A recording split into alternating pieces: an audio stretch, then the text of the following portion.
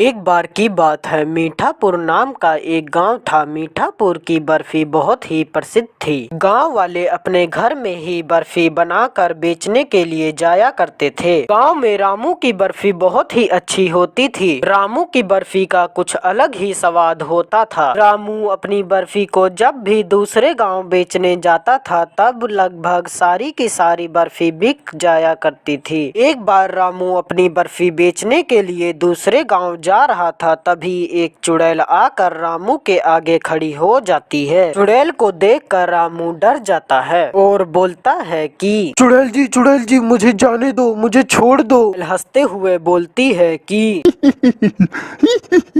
मैं तुझे छोड़ दूंगी तो मैं खाऊंगी क्या? तू इतना मोटा, तुझे खाने में तो मजा ही आ जाएगा। ये बर्फियां आप खाकर तो देखो। रामू चुड़ैल को अपनी सारी की सारी बर्फी दे देता है। चुड़ैल एक एक करके सारी की सारी बर्फी कुछ ही मिनटों में खा जाती है और बोलती है कि वाह, मजा आ गया। इतनी टेस्टी है ये बर्फी, सारी खत्म हो गई। इस मोटू से और मंगवा लेती हूँ, मजा आएगा खाने में। मुंह भाग गया था। अरे ये इंसान भी कितने डरपोक होते हैं, भाग गया ये। मुझे तो ये बर्फी ही पसंद आ गई है। अब मैं हर रोज उठते बैठते बर्फी ही बर्फी खाऊंगी। अगली सुबह रामू यह बात गांव में बताता है। या बोलता है कि अरे रामू भैया, हमें तो आज तक नहीं मिली ये बर्फी खाने वाली चुड़ैल। लगता है रामू भैया जानबूझकर यह बोल रहे हैं ताकि हम लोग उस वाले गांव में जाकर अपनी बर्फी ना बेच पाएं। हाँ हरिया भैया, तुम बिल्कुल सही कह रहे हो, ऐसी ही बात होगी। नहीं भाइयों नहीं, ऐसी बात नहीं है। रामू और गांव के कुछ लोग बात कर ही रहे थे कि तभी वहां पर चुड़ैल आ जाती है और रामू को देखकर बोलती है कि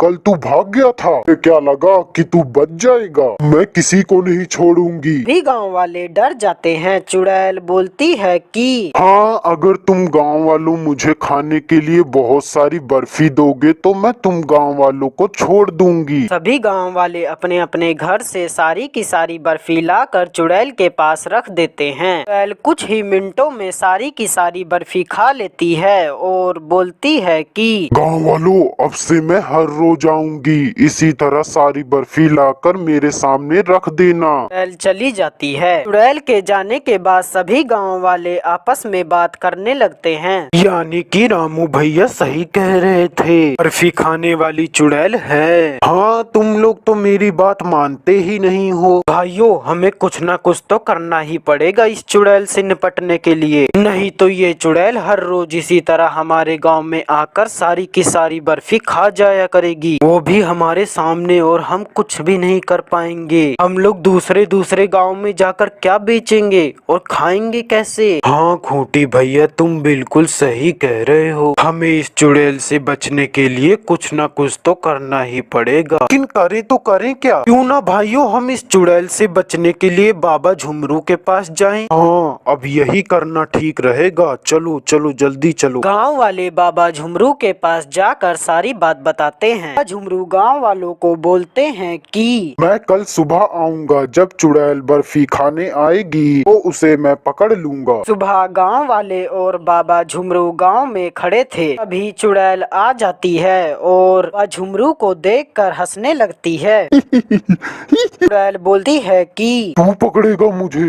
चलो जाओ यहाँ से। वह झुमरू मंत्र पढ़ते हुए चुड़ैल के ऊपर गंगा जल गिरने लगते हैं। चुड़ैल तड़पने लगती है और बाबा झुमरू के हाथ में जो बोतल थी उसमें।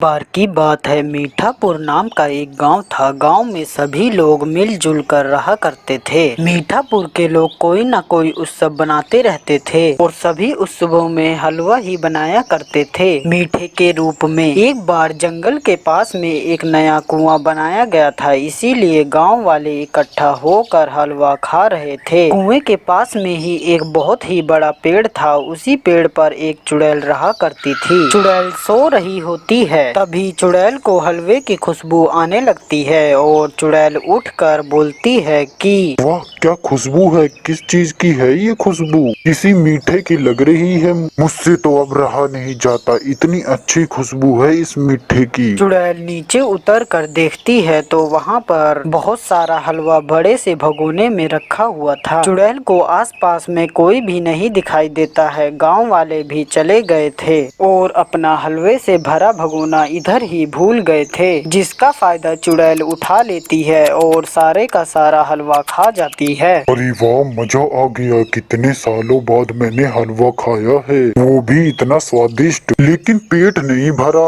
और मन भी नहीं भरा है। क्या करूं?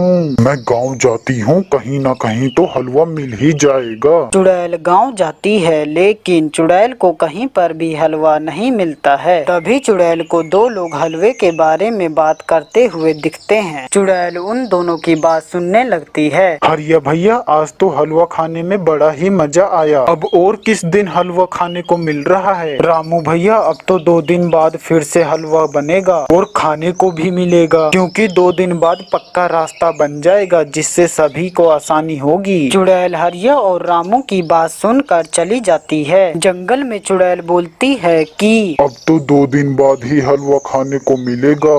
क्या करूं? चलो 2 दिन तक इंतजार कर ही लेती हूँ मैं। 2 दिन बीत जाते हैं। 2 दिन बाद चुड़ैल उस जगह पर पहले से ही पहुंच जाती है ताकि गांव वालों में हलवा बंटने से पहले ही सारा हलवा खा ले। चुड़ैल वहां पर जाती है जहां पर हलवा बना कर रखा हुआ था और सारा का सारा हलवा फिर खा जाती है। थोड़ी देर बाद रानी आती है और हलवा ना देखकर सभी को बुलाती है। हलवा ना होने से सभी गाँव वाले आपस में बात करने लगते हैं। अरे हरिया भैया, ये इतना सारा हलवा कहाँ चला गया? रामू बोलता है कि क्या पता भैया, इतना सारा हलवा कौन खा सकता है? कोई जानवर भी तो इतनी जल्दी नहीं खा सकता। सही कह रहे हो तुम। ऐसे ही हर उत्सव में सारा का सारा हलवा गायब हो जाता था। एक दिन गांव वाले इस बारे में बात कर रहे थे कि सारा का सारा हलवा कहाँ गायब हो जाता है। हरिया भैया, किसी को भी यह बात पता नहीं है कि इतना सारा हलवा कहाँ गायब हो जाता है। यह कौन खा जाता है इतना सारा हलवा? भाइयों, कहीं ये कोई जानवर तो नहीं है? अरे क्या पागलों जैसी बात कर रहे हो भीमा भैया? ऐसा हो सकता है क्या? कोई जानवर कैसे खा लेगा इतना सारा हलवा? हाँ, ये बात तो है। रामू बोलता है कि भाइयों, हमें उस चोर को या जो हमारा सारा हलवा खा जाता है उसे जाल में फंसाने के लिए कोई योजना बनानी होगी। हाँ, ठीक कह रहे हो तुम रामू भैया। भाइयों, मेरे पास एक योजना है। क्यों ना हम गांव में बहुत ही बड़े से बर्तन में हलवा बनाएं और उस हलवे पे हम नजर रखेंगे। जब कोई उसे खाने आएगा तो पता लग ही जाएगा कि कौन है वो जो सारा का सारा हलवा खा जाता है। वाह, तुम्हारी ये योजना तो बहुत ही अच्छी है। गांव वाले एक बड़े से बर्तन में हलवा बनाकर गांव के बीचों बीच में रख देते हैं, जिसे कुछ देर बाद एक चुड़ैल खाने आती है। देखते ही देखते चुड़ैल सारा का सारा हलवा खा जाती है। सभी गांव वाले यह देखकर दंग रह जाते हैं और एक दूसरे से बात करने लगते हैं। भैया, ये तो चुड़ैल है जो हलवे को खा जाती है। हम तो ना जाने क्या क्या सोच लिए थे। अरे तुम चुड़ैल तो ऐसे बोल रहे हो जैसे कि चुड़ैल तुम्हारी बहन लगती हो। नहीं, हम ये कह रहे थे कि अब पता चल गया है कि कौन हलवा खा जाता है। गांव वालों, हमें किसी न किसी तरह इस चुड़ैल को अपने गांव से भगाना ही पड़ेगा। हाँ हाँ, ठीक कह रहे हो तुम। हमें इसमें झुमरू तांत्रिक की मदद लेनी पड़ेगी। वही हमें इस चुड़ैल को गांव से भगाने में मदद कर सकते हैं। गांव के कुछ लोग झुमरू तांत्रिक के पास जाते हैं और सारी बात बताते हैं। झुमरू तांत्रिक गांव वालों के साथ गांव में आ जाता है और गांव के बाहर एक रेखा खींच देता है, जिससे कि चुड़ैल गांव में ना आ पाए, और गांव वालों से बोलता है कि गांव वालों, इस रेखा को पार करके कभी मत जाना